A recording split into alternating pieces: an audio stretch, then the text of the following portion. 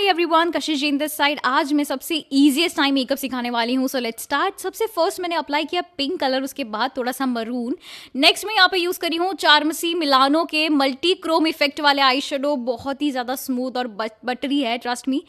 So pink colour लगाने के बाद यहाँ पे मैंने पिक किया है 500 नंबर, जो कि ग्रीनिश शेड है और आप लोग देख सकते हो पिंक और ग्रीन का कॉम्बिनेशन असल में बहुत ज़्यादा बेहतरीन लग रहा है।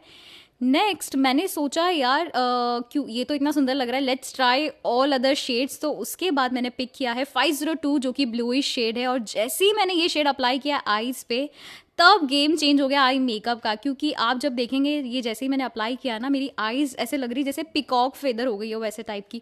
एंड आप लोगों को कैसा लगा वो भी मुझे कमेंट डाउन करके बताइएगा, और आप में से कितने लोग ये लुक रिक्रिएट करने वाले हो वो भी ज़रूर बताइएगा।